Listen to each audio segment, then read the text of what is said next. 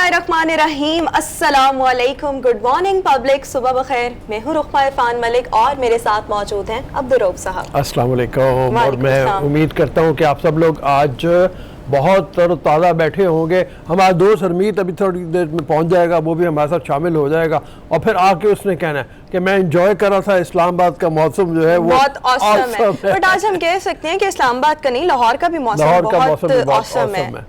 लाहौर के बाज़ इलाके ऐसे हैं जहां पर कल रात से ही वक्फे से बारिश का सिलसिला जारी है। आज सुबह भी इतना शानदार बाज़ इलाकों में मौसम था, स्पेशली जिस साइड पर मैं रहती हूँ, कि सीरियसली आज दिल नहीं कर रहा था उठने का, दिल कर रहा था आज लंबी तान के सोया जाए और थोड़ा सा एंजॉय किया जाए। लेकिन जब हवा चल रही हो तो फिर आदमी बाहर बैठता है, फिर सोता तो नहीं है ना। लेकिन एंजॉय कैसे करें, सो के एंजॉय करें। हाँ, थोड़ा सा कभी कभी ऐसे भी एंजॉय करना चाहिए ना, यू नो। वो कोई नहीं, परसों से होगा। हाँ, 2 दिन मिलेंगे होपफुली इंशाल्लाह। बट एनीवेज हम टाइम नहीं ज़ाया करेंगे और आपके साथ आज का रन डाउन शेयर करेंगे। सबसे पहले पब्लिक का डेली डोज, उसके बाद हम गुफ्तगू करेंगे मुख्तलिफ मौज़ूआत पर, जिसमें सबसे पहला हमारा मौजू आज का होने वाला है हमारे मिनिस्टर्स की वज़रा की अमेरिका में नाकिस कारकर्दगी देखने में आ रही है, वजूहात क्या है, तफसीलन इस पर गुफ्तगू करेंगे। फिर महंगाई का एक नया तूफान देखने में आ रहा है, यूटिलिटी स्टोर्स में तीसरी बार अशिया खुर्दोनोश की जो चीज़ें हैं उनमें इजाफा, कीमतों में इजाफा देखने में आ रहा है। इसकी वजूहात क्या है, इस पर भी आज हम तफसीलन शो में गुफ्तगू करेंगे।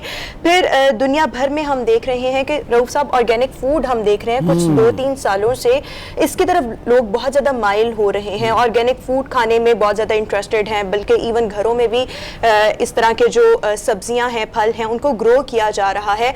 इसके सेहत पर क्या मुफीद असरात हैं, इस पर भी हम शो में गुफ्तगू करेंगे। फिर कराची का रुख करेंगे जहां पर 35,000 रफाई प्लॉट्स हैं बट उन पर कब्जा कर लिया गया है। कब्जे की क्या वजूहात है और उसके लिए अब किया क्या जाना चाहिए, और आगे बढ़ेंगे और आखिर में हम आज डिस्कस करेंगे जिस तरह से हम देख रहे हैं क्रिकेट में, पाकिस्तानी क्रिकेट में सियासत चल रही है, न्यूजीलैंड का दौरा मंसूख हुआ, इंग्लैंड का हुआ, ऑस्ट्रेलिया का भी मे भी हो जाए। सो इस हवाले से इमरान खान साहब ने कौमी टीम को पैगाम दिया है कि आपने घबराना नहीं है, आपका वजीर आज़म आपके साथ है। इस पर भी हम बात करेंगे। घबराना पड़ेगा। हाँ, वैसे अब वाकई लोग इजाज़त मांगने लग गए कि क्या हम घबरा लें, अब महंगाई में इजाफा, पेट्रोल की कीमतों में इजाफा, फिर और भी मामलात को इतने अच्छे नहीं चल रहे। बट एनीवेज अब लोग इसको थोड़ा सा ना जोक वाले अंदाज में लेना शुरू हो गए, मीम्स इतने बनना शुरू हो गए। बिल्कुल। हम डेली डोज की तरफ डेली डोज का आगाज हम करेंगे आज सऊदी अरब की खबर के साथ। सऊदी अरब में आज 91st नेशनल डे निहायत जोशो जज्बे के साथ, पैशन के साथ मनाया जा रहा है। लाइकवाइज जिस तरह से हम अपना इंडिपेंडेंस डे सेलिब्रेट करते हैं तो एक अलग किस्म की गहमा गहमी, अलग किस्म का जोशो जज्बा हम लोगों में देखते हैं। सिमिलरली सऊदी भी जो है अपना नेशनल डे इसी तरीके से सेलिब्रेट करते हैं। वहाँ पर उनके परचम लहराए जाते हैं, इमारतों को बरकी कुमकुमों से सजाया जाता है। और अगर हम इसकी थोड़ी सी तारीख को डिस्कस करें तो सऊदी अरब का क़याम 270 ईयर्स बैक अमल में लाया गया था और ये वो ज़माना था जब तुर्कों की खिलाफत उस्मानिया थी और उनमें से एक सऊदी रहनुमा थे, मकामी अरब रहनुमा, जिनका नाम मोहम्मद बिन सऊद था। उन्होंने इस टाइम पर सऊदी खानदान को आहिस्ता आहिस्ता करके मुनज़्ज़म करना शुरू किया। जी, इसमें बड़ी दिलचस्प बातें मतलब आती हैं। वो ये है कि उस्मानिया सल्तनत जो है वो बड़ी मजबूत थी और अंग्रेज़ जो है वो तोड़ना चाह रहे थे इसको। हुआ ये कि जो उस्मानी सल्तनत है, जिस वक्त फर्स्ट वर्ल्ड वॉर हुई है तो उस वक्त तुर्क जो है उन्होंने साइड किया था जर्मनी और इटली के साथ, यानी वो जो एक्सेस पावर थी उनके साथ इन्होंने किया था। उस पर फिर यहाँ पे एक बरतानवी इंटेलिजेंस एजेंसी है, उसने मतलब वहाँ पे मिल के इकट्ठा करना शुरू किया और लॉरेंस ऑफ अरेबिया उस शख्स का नाम है जिसने जाके ये बहुत स्ट्रगल की। उसके ऊपर फिल्म भी डेविड लीन की बनी हुई है, जो लोग देखना चाहें वो उसको देख सकते हैं। उसकी अपनी किताब भी है, 7 pillars of wisdom, T Lawrence की। हाँ। तो वो किताब भी ज़रूर पढ़ें, आपको पता चले किस तरीके से इन्होंने बरतानवी जो है इन्होंने साजिश की और वो इकट्ठा मतलब लोगों को करने की कोशिश की है, मतलब उसके खिलाफ। ये भी एक लॉन्ग हिस्ट्री है। बट एनीवेज ये इट्स वेरी नेचुरल। लोगों को पता होना चाहिए कि जब हम शो कर रहे होते हैं वी आर ह्यूमन बीइंग्स और ऑब्वियसली ये कुछ चीजें कुदरत का एक नेचुरल फिनोमेना होती है। बेस्ट एनर्जी है और ब्रेस्ट जैसी कोई आती है ना तो वो मतलब वो हो जाती ओके है। लोगों को पता लगना चाहिए कि ये चीजें लाइफ का हुस्न होती हैं। बट एनीवेज हम अपनी अगली स्टोरी की तरफ आएंगे और आज की हमारे पास नेक्स्ट स्टोरी ये है कि जिस तरह से हम देख रहे हैं कि कोविड के जो पॉजिटिविटी मतलब जो केसेस हैं कोविड के, पॉजिटिविटी की शरह जो है उसमें कमी देखने में आ रही है। पंजाब में अब जो स्मार्ट लॉकडाउन का नफाज किया गया था उसमें नरमी देखने में आ रही है, बहुत सी रिस्ट्रिक्शंस को रिड्यूस किया जा रहा है। मार्केट्स अब जो है 23 सितंबर यानी कि आज से रात 10 बजे तक खुली रहेंगी। हफ्ता इतवार पहले छुट्टी होती थी, अब संडे के रोज ही सिर्फ मार्केट्स जो हैं वो बंद रहेंगी, मज़ारात खुले रहेंगे। इसके साथ साथ सबसे अच्छी खबर जो कि मेरे इंटरेस्ट की थी वो ये थी कि इंडोर डाइनिंग का अब आगाज हो जाएगा। 50% लोगों के साथ इंडोर डाइनिंग आप कर सकते हैं। ट्रांसपोर्टेशन जो है वो भी अब प्रॉपर तरीके से चलना स्टार्ट हो जाएगी 50% लोगों के साथ। साथ ही साथ जिन चीज़ों पे रिस्ट्रिक्शंस हैं उनमें ये है कि जी स्पोर्ट्स फेस्टिवल्स नहीं हो सकेंगे और समाजी तकरीबात पर भी अभी भी पाबंदी रहेगी। बट इसके अलावा जो दीगर चीज़ें हैं उनमें हम नरमी देख रहे हैं। इसका ये मतलब नहीं है कि अब आप रिलैक्स कर जाएं और आप कहें कि जी हमें बहुत ही नरमी मिल गई है तो हमें याशी करें, बाहर निकलें। समाजी फासला आपको बरकरार रखना है, आपने मास्क ज़रूर पहने हैं, हाथ अपने सैनिटाइज़र से बार बार धोने हैं, एहतियात करनी है, ऐसी जगहों पे ना जाएं जहाँ पे हजूम बहुत ज़्यादा हो, और अपने आप को बचाएं, अपने ख़ानदान को भी बचाएं। वैक्सीनेशन के बारे में कई इलाके ऐसे हैं पंजाब के जहाँ पे मैं देख रहा था कि वो उन्होंने गिरफ्तारियां शुरू कर दी हैं, ऐसे लोग जो वैक्सीनेशन नहीं करवा रहे। और अब कहा यह जा रहा है, मैं आज सुबह ही पढ़ी थी एक न्यूज़पेपर में कि 30 सितंबर का कहा गया है। इसके बाद मजीद बहुत सी रिस्ट्रिक्शंस जो हैं जिन्होंने वैक्सीनेट खुद को नहीं करवाया उन पर आयद हो जाएंगी और बहुत सी सहूलियात से लोग महरूम होंगे। बट रऊफ साहब, ये तो एक कोविड की सिचुएशन है ना, मैं एक और चीज़ देख रही थी और हम इसको इंशाल्लाह अपने आने वाले शोज में 1-2 दिन में इसको डिस्कस भी करेंगे प्लान करके। डेंगू के बहुत सारे केसेस जो है रिपोर्ट होने लगे हैं। हाँ, और कल इसके बारे में जरूर हमें बात करनी है और हुकूमत की इस हवाले से अभी तक कोई तैयारी नहीं है। इस हवाले से अभी कोई भी, इवन मैं देख रही थी हमारा मेन स्ट्रीम मीडिया इस चीज को कवर नहीं करा, तो at least we should highlight the issue, और हम करेंगे भी इसको हाईलाइट ताकि लोग जो है वो कॉन्शियस रहे, अपने अपने घरों में स्प्रे करवाएं। और मतलब ये कहा जा रहा है कि कोविड से तो हम आहिस्ता आहिस्ता करके निकल रहे हैं, बट अगर डेंगू आ गया और ये एक दफा सिलसिला स्टार्ट हो गया तो ये बड़ा अनकंट्रोल्ड हो जाएगा, सूरत हाल बड़ी खराब हो जाएगी। आपका मतलब ये जरूर कर सकते हैं कि अपने घरों में जहाँ पे आप देखें कि कहीं पानी तो नहीं खड़ा हुआ, गमलों में पानी तो नहीं खड़ा हुआ, और चूंकि डेंगू उसी से लार्वा जो उसका है अभी भी जो हम देख रहे हैं सूरत हाल, वो जो पिछले दिनों बारिशें हुई हैं उनका पानी प्रॉपर निकास का निजाम मौजूद नहीं था, जिसकी वजह से मच्छर की अफजाइश हुई और सूरत हाल अब काफी खराब होती जा रही है। बट ये एक ऐसा इशू है जिस पर हम तफसीलन शो में गुफ्तगू करेंगे 1-2 रोज में। अभी जरा हरमीत का रुख करते हैं। हरमीत हमें ज्वाइन कर चुके हैं, लगता है मौसम एंजॉय कर रहे थे इसलिए थोड़ा सा डिले आज हो गया। अस्सलाम वालेकुम हरमीत, कैसे हैं आप और शहर इक़्तिदार का मौसम कैसा है, कहाँ घूम फिर रहे हैं? जी वालेकुम सलाम, सत श्री अकाल।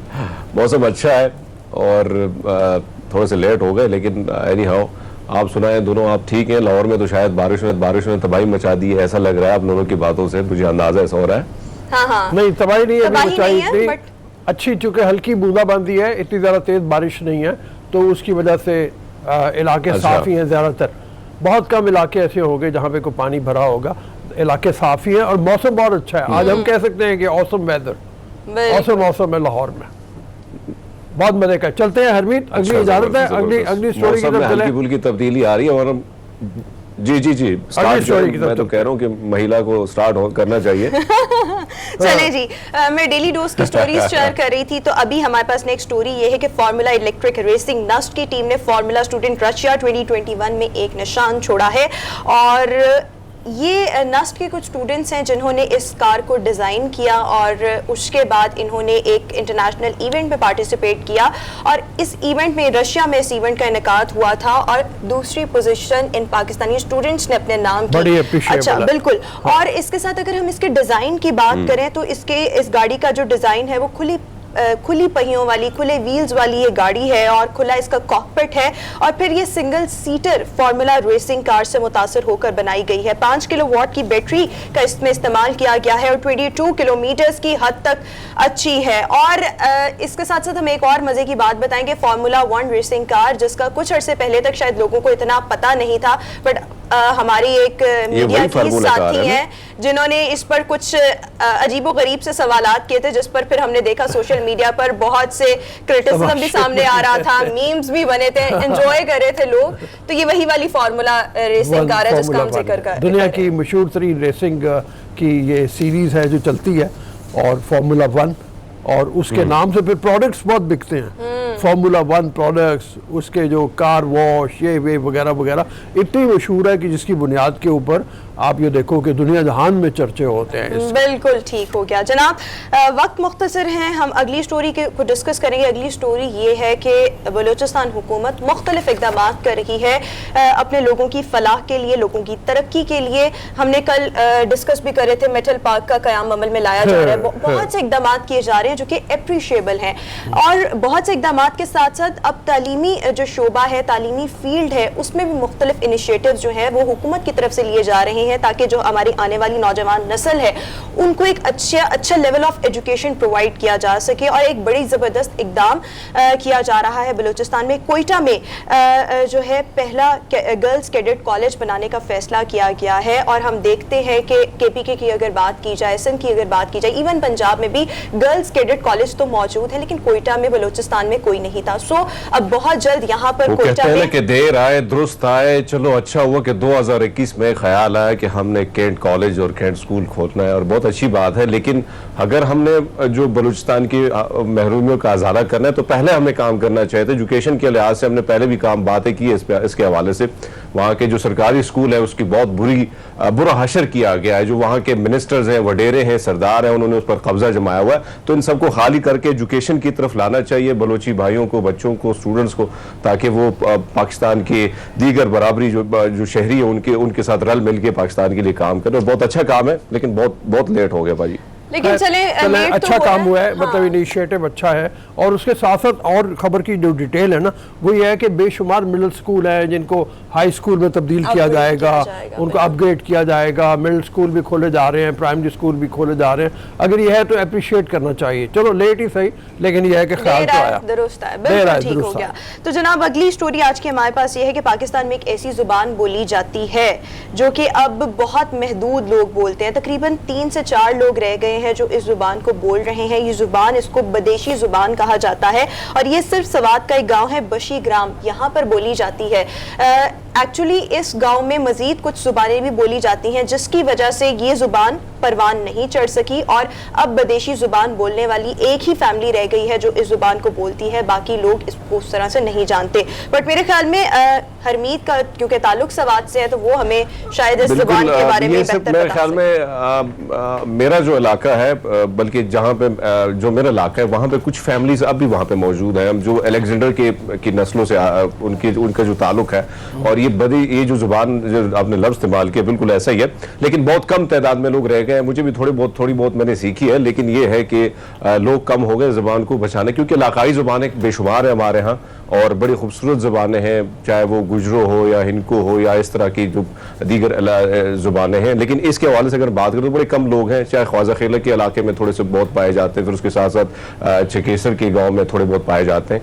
तो इसकी बचाव के लिए काम करना होगा, क्योंकि ये एक कल्चर है, एक ज़ुबान है, एक तारीखी ज़ुबान है। तो बिल्कुल ठीक हो गया। 3 लोग रह गए, बाकी ये खानदान के। बिल्कुल अच्छा, अगली स्टोरी बहुत इंटरेस्टिंग स्टोरी है। वज़ीर आज़म की साबिका बीवी Jemima Goldsmith, Jemima Khan, Twitter का उन्होंने रुख किया। Soon she is going to make a movie, और उसके लिए उन्होंने कहा कि उनको रक्शे की ज़रूरत है, जो पाकिस्तानी टिपिकल रक्शे होते हैं। सो अगर किसी के पास है तो जमाइमा खान से कांटेक्ट किया जाए। जिसके जवाब में, इस ट्वीट के जवाब में, एक पाकिस्तानी नौजवान उन्होंने जवाब दिया कि हम आपको बड़ा ज़बरदस्त किस्म का रक्शा प्रोवाइड करेंगे, और ये वही रक्शा है जिसमें जब प्रिंस चार्ल्स के बेटे जब आए थे, फिलिप्स, और इनकी अहलिया साथ थी, केट मिडल्टन, बिल्कुल जो उनकी बीवी आई थी, तो उन्होंने सफर किया, उन्होंने इस रिक्शे में सफर किया था। तो इस नौजवान का ये कहना है कि हम जनाब आपको ये रिक्शा देंगे, बट उसकी शर्त ये है कि आप मुझे एक कोई अच्छा सा रोल। क्या बात है भाई, छा गया है। हाँ, डील क्या किया है वो जरा हमारे जब इंडस्ट्री बिल्कुल मर गई है, उससे पहले वो जो बेचारे आते थे ना फिल्म बनाने के लिए, बड़े शौकीन किस्म के, कोई सब्जी बेचने वाला, कोई दूध बेचने वाला, कोई इस टाइप के, तो वो जो सुनाने वाला उनको चाम करके इन्वॉल्व करता था ना, जो उनको फंसाता था, बल्कि ये सही लफ्ज़ होना चाहिए, तो वो मतलब कहता था कि जी इसमें फ़लाँ हीरोइन है और ताड़े भी 2 गाने है ने उहदे नाल। अच्छा ठीक वो है, इस तरीके से उनको अट्रैक्ट करने के लिए किया जाता था कि उसके भी 2 गाने रख देते थे, ठीक तो वो बेचारे उसी चक्कर में फंस जाते थे और सारा पैसा बर्बाद करके अपना जो है वो बाहर। बट ये देखे ना, ये डील मुझे तो पसंद आई है, वो बंदा डील करे तो ऐसे ही करे ना कि रक्षा ले लें बट हमें भी रोल दें मूवी में। बट एनीवेज अगली स्टोरी हमारे पास जापान से है, जहां पर एक 36 इयर्स का एक शख्स है और उसके बारे में डिफरेंट किस्म की स्टोरी ये है जनाब कि वो पिछले 12 सालों से सिर्फ रोजाना आधे घंटे की नींद लेता है। और इस शख्स का ये कहना है कि जब उसने ये काम इनिशियली प्रैक्टिस करना स्टार्ट किया तो उसके लिए बहुत मुश्किल था, बट अब उसको आदत हो गई और अक्सर वो अपनी नींद को, अपनी थकन को दूर भगाने के लिए कैफीन का बहुत ज़्यादा इस्तेमाल करता है। और इस आदमी का कहना ये है, इसका मानना ये है कि जब इंसान कम सोता है तो उसकी प्रोडक्टिविटी बहुत ज़्यादा बढ़ जाती है। लेकिन मेरा ख्याल है ये आधा घंटा रोजाना का ये बहुत मुश्किल है, ये करना तो नामुमकिन है, बट यस अगर आप अपनी साउंड स्लीप लें और एक महदूद लिमिटेड आपकी स्लीप हो तो उससे आपकी प्रोडक्टिविटी वाकई बहुत बढ़ जाती है। ये आधे घंटे वाला फैक्टर, इस पे मैं कोई कमेंट नहीं। आधा घंटा तो नींद के अलावा होना चाहिए, आधा घंटा बल्कि घंटा तो सोने में ही लग जाता है। अच्छा, मैं चूंकि यूरोप में कुछ अर्सा मैंने गुजारा है और स्विट्जरलैंड में ख़ास तौर पे एक जॉब के सिलसिले में मैं था, तो वहाँ पे जो लंच ब्रेक है वो 2 घंटे की होती है और वहाँ पे दिन में 8 घंटे की बजाय 7 घंटे लोग काम करते हैं। और मैं बड़ा हैरान होता था 2 घंटे की ब्रेक में क्या करते हैं लोग।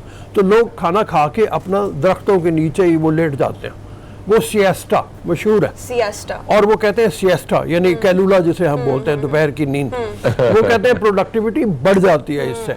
और वाकई मैंने देखा है, मैंने उनके साथ वो करके देखा है कि अगर आपको दोपहर को आध पौन घंटा आपको थोड़ी सी नींद मिल जाए, आप शाम के वक्त में तरोताज़ा होते हैं। ये पता नहीं ये हैरान कुन आदमी है जो कह रहा है कि ये आधा घंटा सो के, पता नहीं किस तरह का आदमी है, जिन है, मुझे नहीं पता। हाँ यस, हम सबको नहीं पता, बट हमारे पास एक स्टोरी थी और हमने कहा आपके साथ शेयर की जाए। स्टोरी शेयर करने का मकसद ये था कि अपनी अपनी नींद को, साउंड स्लीप हो बट महदूद कर लें तो आपकी भी प्रोडक्टिविटी, क्रिएटिविटी, हाँ, ये ना हो कि 12 टैलेंट जो है वो 12 घंटे में 12 घंटे सो रहे हैं, तो वो भी नहीं है। मतलब अपनी नींद का एक कम से कम 7-8 घंटे की नींद तो बंदे की जरूर होनी चाहिए भाई, क्यों भाई अरमीर, इससे कम नींद में गुजारा नहीं होता बंदे का। बिल्कुल बिल्कुल। आप जब नेचर के अगेंस्ट चलते तो जाहिर बात उसका कोई साइड इफेक्ट तो जरूर होते हैं। और नींद वैसे नॉर्मली अगर हम देखें तो सर्दियों में दिल करता है क्योंकि सुबह उठने का मन ही नहीं करता है, लेकिन हाँ, लेकिन अगर आप टाइम से सो जाते हैं, मेरी एक रूटीन बनी हुई है, तो 10 बजे अगर मैं सो भी जाऊँ तो मैं सुबह 5 बजे आराम से उठ जाता हूँ। रूटीन होनी चाहिए, नींद पूरी हो जाती है अगर आप पूरी करना चाहें तो। लेकिन ये बड़ी हैरान कौन बात है कि भैया हाँ आधे घंटे की नींद पे भैया इतनी बड़ी एनर्जी, कमाल है। वैसे जापान के बारे में मैं ये बता दूं, मैं गया हूँ जापान भी, और वहाँ पे मैंने देखा है दुनिया में सबसे कम सोने वाले लोग वहाँ पे मौजूद हैं। एवरेज जो बड़े शहरों के लोग हैं, टोक्यो की मैं बात कर रहा हूँ, वहाँ पे वो लोग कहते थे कि हमारी एवरेज नींद 4 घंटे की बस होती है। कम सोते हैं वो लोग और ज़्यादा काम करते हैं। लेकिन इतना भी मैं कहता हूँ आदमी को मशीन नहीं बन जाना चाहिए, अपने लिए एक सेल्फ टाइम तो ऑब्वियसली निकालना चाहिए। बट एनीवेज अगली भी स्टोरी हमारे पास जापान से ही है और यहाँ पर 2 जुड़वा ख़वातीन ऐसी हैं जो कि आइडेंटिकल ट्विंस हैं। 1913 में ये पैदा हुई और अगले माह यानी अक्टूबर में ये 108 साल की होने वाली हैं और दुनिया की मुअम्मर तरीन आइडेंटिकल ट्विंस ये ख़वातीन हैं। और इनकी इस मुनफरिद कैरेक्टरिस्टिक ऑब्वियसली दुनिया में और कोई ऐसी खातून, ऐसी ख़वातीन नहीं है जिनकी उम्र इतनी ज़्यादा हो। So Guinness Book of World Record ने इनसे रब्ता किया और इनको बाकायदा तौर पर सर्टिफिकेट भिजवाया। और इन ख़वातीन का ये कहना है कि इनके ख़ानदान वाले जो हैं उनका हमेशा से रवैया इनकी तरफ बहुत ज़्यादा पॉजिटिव रहा। मज़ीद इनके ख़ानदान में कोई 13 के करीब लोग मौजूद थे, बट जो सोसाइटी के लोग थे वो इनका अक्सर मजाक उड़ाया करते थे। सो इसकी वजह से इन दोनों बहनों को एक दूसरे से अलहदा होना पड़ा और एक दूसरे से बहुत फासले पर ये रहती हैं। और अक्सर इनकी जो मुलाकात है वो मुख्तलिफ किस्म की रसूमात, शादियों या अगर किसी की डेथ हो जाए तो उस पर होती हैं, just because of the factor के लोग इनका बहुत सारा मजाक उड़ाते थे आइडेंटिकल होने की बिना पर। बट ये मुझे समझ नहीं आ रही इसमें ऐसी कौन सी बड़ी बात है, बहुत से लोग आइडेंटिकल ट्विंस होते हैं, इसमें मजाक उड़ाने वाला तो कोई फैक्टर नहीं है। बट ये हमारे पास एक डिफरेंट स्टोरी थी और एक डिफरेंट एंगल था जो हमने आपके साथ शेयर किया। दुनिया की मुअम्मर तरीन identical twins Guinness Book of World Record ने इन्हें सर्टिफिकेट से नवाजा है। जापान से इनका ताल्लुक है। ऐसे लोग जैसे ज्यादा उम्र के लोग जो हैं, ये मैंने देखा ज्यादातर उनका जापान से ही ताल्लुक होता है। ये भी बड़ी हैरत की बात है कम सोने वाले भी उससे पहले भी, हाँ उससे पहले भी उनके मेरे ख्याल में शायद रहन सहन का तरीका ऐसा है। हम अभी थोड़ी देर पहले रन डाउन में आप बता रही थी कि ऑर्गेनिक फूड के हवाले से हम बात करेंगे। जापान में किचन गार्डन लोग बहुत ज़्यादा इस्तेमाल करते हैं, ऑर्गेनिक फूड भी उनका बहुत ज़्यादा है, डाइट उनकी ऐसी है जो बहुत ही हेल्दी डाइट होनी चाहिए। तो मैं भी मतलब वो जब गया था तो बड़ी मज़े की बात है कि वो सुशी बहुत ज़्यादा खाते हैं और साथ में उनकी जो उसी तरह की जो चीज़ें हैं, तो वो नाश्ता भी उसी टाइप का, दोपहर का खाना भी उसी टाइप का होती है, मसालेदार चीज, उससे बड़े परहेज करते हैं भाजी। हाँ। और मुझे एक खातून मिली, जब मैंने उससे एज का पूछा तो कहती आप गैस कर, मैंने कहा होंगी कब 55-60 तक उनकी, तो एज का भी पता नहीं चल रहा था। तो कहती है कि भैया मैं 80 क्रॉस कर चुकी हूँ, और उसकी फुर्ती कमाल की थी। और ज्यादातर हम देखते हैं तो ज्यादा उम्रें, वैसे भी आपने जिस तरह जिक्र किया तो जापान से ही लोगों की उम्रें होती हैं, कभी हम देखते हैं तो 125 साल तक भी देखा है, तो जो ज्यादा उम्र होती है तो वो 110 तो क्रॉस कर ही लेते हैं। अब यहाँ पे की बात करें तो यहाँ पे हमारे पास जो खुराकें मिलती हैं, यहाँ जो हम मार्केट में जाते हैं तो सब मिलावट ही मिलावट है। तो एवरेज एज की अगर हम बात करें तो 55-60 तक बड़े मुश्किल से पहुंचना पड़ता है। ये देखिए हरमीत, अभी हम जो डिस्कशन कर रहे हैं उसका लुब्बे लुबाब कंक्लूजन हम यही ड्रॉ कर रहे हैं कि अगर आपकी नींद अच्छी हो, बेहतर हो और आपकी खुराक अच्छी हो और लाइफस्टाइल ऑब्वियसली अगर आपका अच्छा हो, थोड़ा सा एक्टिव हो, सेडेंटरी लाइफस्टाइल ना हो, तो मेरे ख्याल में हम अपनी जो लाइफ क्वालिटी है उसको भी बेहतर कर सकते हैं और जो लाइफ स्पैन है उसको भी बढ़ा सकते हैं। जिस तरह से आप जापान का जिक्र कर रहे हैं तो ऑब्वियसली इसमें उनकी खुराक का बहुत अमल दखल है, इतने एक्टिव होते हैं और इतनी लंबी उम्र। बाकी हरमीत ने जैसे कहा ना 80 साल की है, उस पर मुझे चार लाइनें याद आ गई हैं, बड़ी मजेदार है।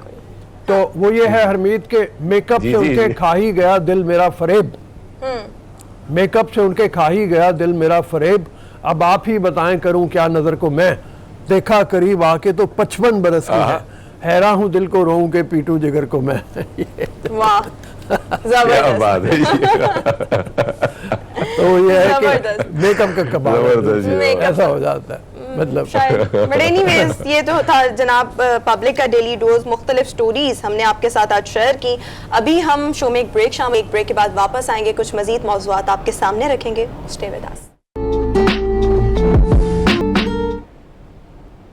ब्रेक के बाद एक बार फिर से शो में आपको खुश आमदीद कहेंगे। व्यूअर्स, आप देख रहे हैं गुड मॉर्निंग पब्लिक और अभी हम ज़रा महंगाई की सूरत हाल को थोड़ा सा डिस्कस करना चाहेंगे।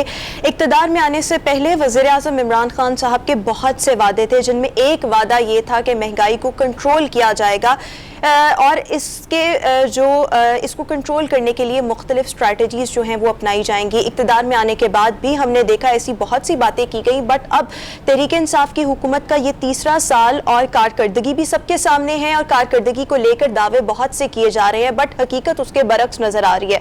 महंगाई को भी देखें तो आम आदमी जिसको अपनी रोटी से गर्ज है, जिसको अपनी रोज़मर्रा की चीज़ों से गर्ज है, उसको शरह सूद और इन चीज़ों का पता भी नहीं है। हम देख रहे हैं कि महंगाई में रोज बरोज इजाफा होता चला जा रहा है और हुकूमत इस महंगाई के जो दावा है जो उसने किया था कंट्रोल करने का, उसको भी फुलफिल करने में नाकाम नजर आ रही है। यूटिलिटी स्टोर्स की अगर बात की जाए तो यहाँ पर अशिया खुर्दनोश की कीमतों में मजीद इजाफा देखने में आ रहा है। तीसरी बार ये मुख्तलिफ ब्रांड्स की जो चीज़ें हैं वो महंगी हुई हैं। क्या रीजंस हैं, क्या करना चाहिए, इस पर आज हम शो में तफसीलन गुफ्तगू करेंगे। हमारे साथ कॉलम निगार और बानी पाकिस्तान जागो तहरीक कयूम निज़ामी साहब हमें शो में ज्वाइन कर रहे हैं। कयूम साहब thank you so much sir, welcome to the show sir.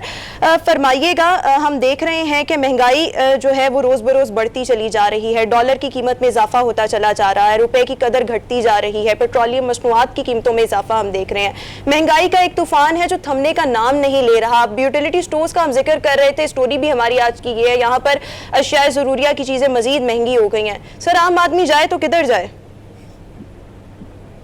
ये आपने बहुत, मैं समझता हूँ कि एक आज का अहम तरीन जो मसला है वो ये महंगाई का मसला है, जिसने कमोबेश हर घर को मुतासर कर रखा है और सब लोग जो हैं वो परेशान हैं।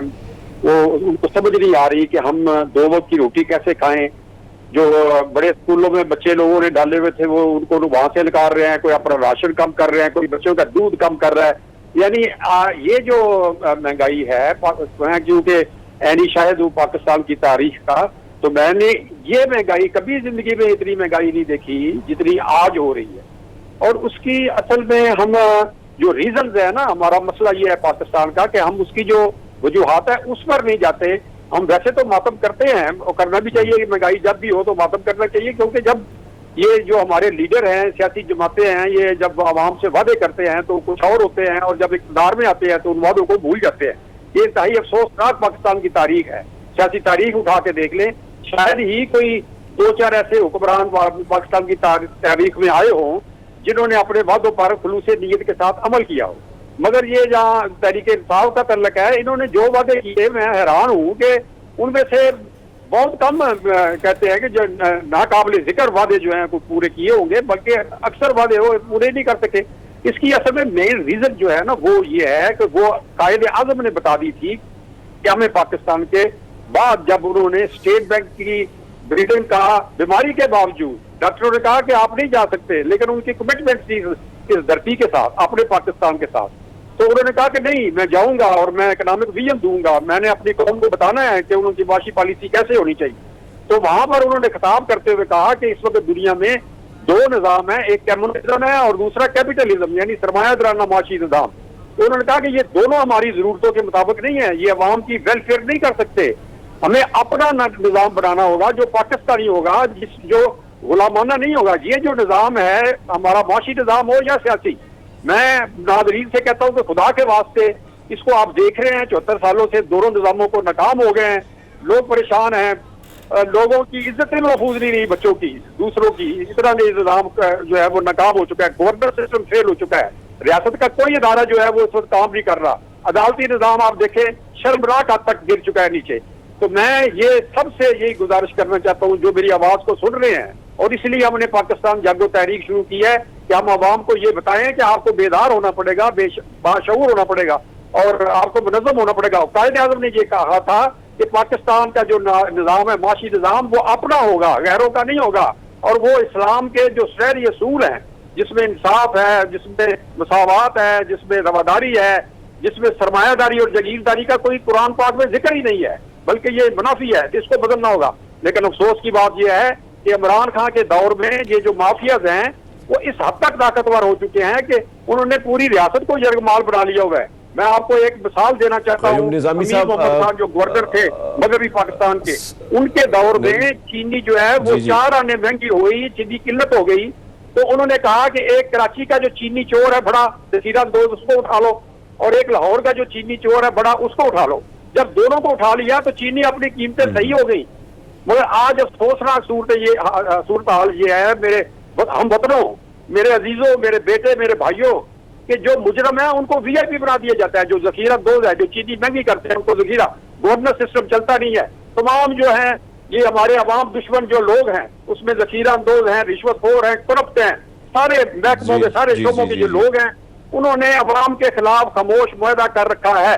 इसलिए तारीख का सबक ये है और कायदे आज़म अल्लामा इकबाल का नज़रिया ये है। सर आपका मौक़िफ़ आ गया, साथ ही मौजूद रहिएगा। हरमीत, आप कोई सवाल पूछना चाह रहे थे?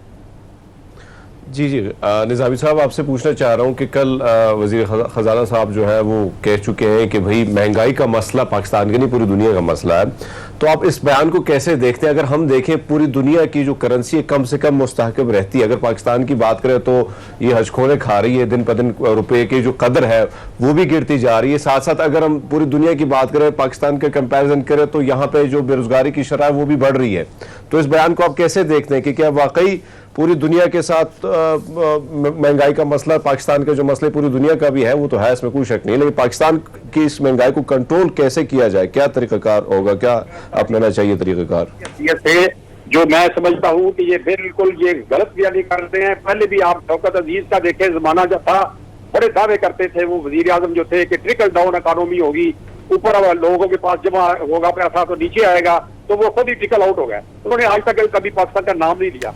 तो मैं गुजारिश ये कर रहा हूँ कि ये जो डॉलर की कीमत, ये सारा तलब जो है ना, ये सारा इस शैतानी निजाम की वजह से ये सारा कुछ ये मसनूई है, सारा ये मैनिपुलेटेड है। मतलब ये कि सोच समझ के समझौतों के साथ ये सारा कुछ जो है ये हो रहा है। आप मुझे ये बताएं सुनने वाले कि ये जो गंदम है इसका क्या तल्लक है डॉलर के साथ, या तेल के साथ क्या तल्लक है? ये चीनी का क्या तल्लक है डॉलर और तेल के साथ? इसी तरह जो दूसरी हमारी मसनूआत है जो पाकिस्तान में, वो क्यों महंगी हो गई? आटा क्यों महंगा हो गया? आटे के लिए लोग जोड़ियां उठा के फिर रहे हैं बेचारे मारे मारे, उनको आटा नहीं मिल रहा, चीनी नहीं मिल रही, गायब हो जाती है। ये गवर्नेंस सिस्टम, ये पुलिस का निजाम, जब तक किसी रियासत की पुलिस ठीक नहीं होगी कोई निजाम आपका सही चल ही नहीं सकता। और ये मैं आपको बताना चाहता हूं कि 2019 में सुप्रीम कोर्ट ने पुलिस की लिए इस्लाहात के लिए सिफारिशात जो हैं वो तैयार करके वफाकी हुकूमतों सूबाई हुकूमतों को भेजी थी। और ये जो ब्यूरोक्रेट हैं और ये जो सियासतदान हैं जो लूट मार करते हैं, जो दूसरे लोग हैं, बहुत मेहरबानी, अभी हमें ब्रेक पे जाना है। बिल्कुल, बहुत मेहरबानी, थैंक यू अभी सो हमें मच सर, ब्रेक पे आपने जाना गुड मॉर्निंग पब्लिक के लिए वक्त निकाला।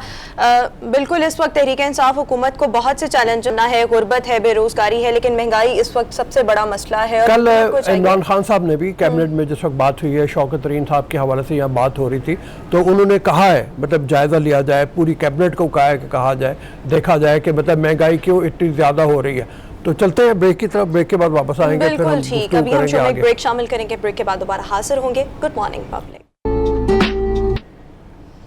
ब्रेक के बाद एक बार फिर से शो में आपको खुश आमदीद कहेंगे। यहाँ पर फिल्म लवर्स के लिए खुशखबरी है और उनके लिए थोड़ी सी खबरें हो जाएं कि मूवीज अपकमिंग कौन कौन सी हैं। So no time to die एक आने वाली जासूस फिल्म है और एवन प्रोडक्शंस ने इसे तैयार किया है। जेम्स बॉन्ड सीरीज की आई गेस 25th एडिशन है, 25th एडिशन है, उसमें डैनियल क्रेग है। डैनियल क्रेग की आखिरी फिल्म है ये। इसकी शोहरत यही है कि डैनियल क्रेग, इसके बाद डैनियल क्रेग ने इस फिल्म से पहले भी ये कहा था कि वो जेम्स बॉन्ड फिल्मों में अब काम नहीं करना चाहते और वो दूसरी फिल्मों में काम करते रहेंगे, ये नहीं है कि ये, लेकिन यहाँ पे उन्होंने इस फिल्म के लिए आखिरी बार अपनी खिदमात वो सरअंजाम दे रहे हैं एज एन एक्टर। बाकी फिल्में उनकी मैं जैसे कहा चलती रहेंगी।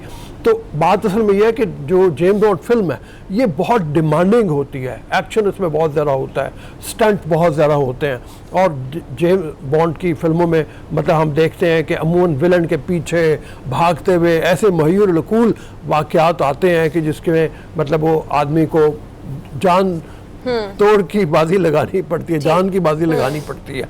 तो डैनियल क्रेग उस एक्सरसाइज से वो छुटकारा चाहते हैं और उन्होंने कह दिया। यहाँ पे भी फिल्म में हम ये देखेंगे कि जमैका में ये रिटायर्ड लाइफ गुजार रहे हैं, इन्होंने छोड़ दी हुई है MI6 और फिर इनका एक साथी पुराना जो CIA से जिसका ताल्लुक है वो इनको एक मगवी साइंसदान है, उनकी मदद के लिए, उसको निकालने के लिए, बचाने के लिए मदद की दरख्वास्त करता है और जो दोनों फिर मिशन पे चलते हैं। मिशन बड़ा ही ख़तरनाक साबित होता है और वो मतलब ऐसा शानदार है नहीं, लेकिन इसके बावजूद मैं ये बताऊं इस फिल्म में नई टेक्नोलॉजी आ रही है। सर सस्पेंस क्रिएट कर रहे हैं फिल्म देखने के लिए। अच्छा सर, वैसे मैं एक बात यहाँ पर करना चाहूँगी, जब भी मूवीज का जिक्र होता है स्पेशली हॉलीवुड मूवीज का, तो सर उस पर बहुत अच्छा कमेंट देते हैं, तज्जिया देते हैं, बिकॉज आपका सब्जेक्ट वो रहा हुआ है तो हमारे पास तो इतनी इन्फॉर्मेशन नहीं होती जितनी आपके पास होती है, तो हमारी भी इन्फॉर्मेशन में इजाफा हो जाता है। But trailer no time to die का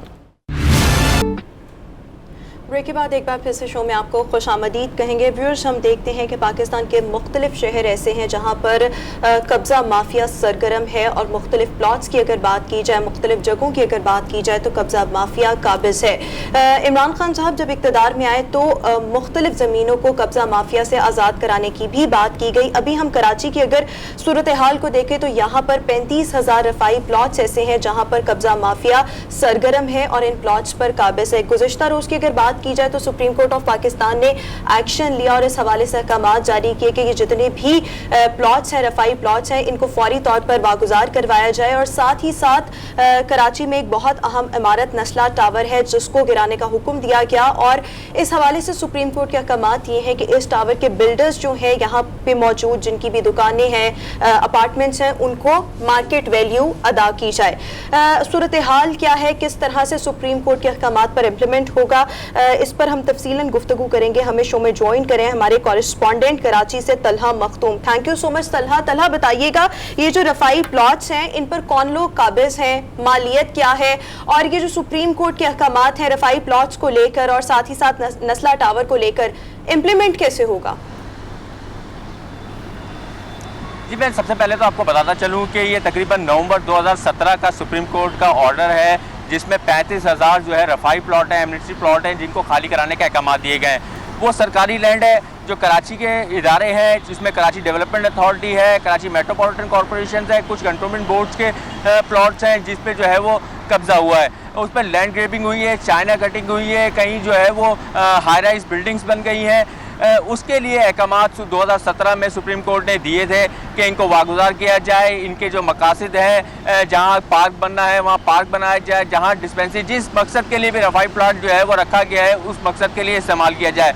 लेकिन बदकिस्मती से मैं आपको बताता चलूँ कि 35,000 में से सिर्फ 500 जो है प्लॉट जो है वो वागुजार कराए गए। इस दौरान जो 500 प्लॉट वागुजार कराए गए हैं सिर्फ, और जो है ऑपरेशन किया गया, करोड़ों रुपए की मशीनरी खरीदी गई इस ऑपरेशन के लिए, लेकिन वो मशीनरी जो है वो अब नाकारा है, ऑपरेशन रुक चुका है। अगर हम गुज़िश्ता रोज़ हेयरिंग की बात करें, नस्ला टावर की बात करें, तो नस्ला टावर जो है वो 2015 में इसको Sindh building control authority NOC देती है 14 मंजिला इमारत की। वो ये 14 मंजिला इमारत खड़ी हो जाती है, तमाम जो है वो अलाटीज़ जो है उनको कब्जा मिल जाता है। गुज़िश्ता फैसले में सुप्रीम कोर्ट ने अहकाम दिए कि इसको जो है वो गिराया जाए। इसमें 340 गज जो है वो सर्विस रोड है। अगर मैं आपको आप बोलें तो मैं कैमरामैन मेरे जो है वो शमशाद दिखाएं कि दूर से इसकी इमारत के साथ सर्विस रोड आ रहा है, लेकिन जैसे ही जो है वो इमारत के सामने ये सर्विस रोड आता है तो ये ख़त्म, सर्विस रोड कम नहीं बल्कि ख़त्म हो जाता है। इसी तरीके से जो दूसरे जो कब्जे के सूरत हाल है वो भी यही है। इस तरफ नाला है, नाले के कब्जे की ज़मीन जो है वो ख़त्म हो गई है।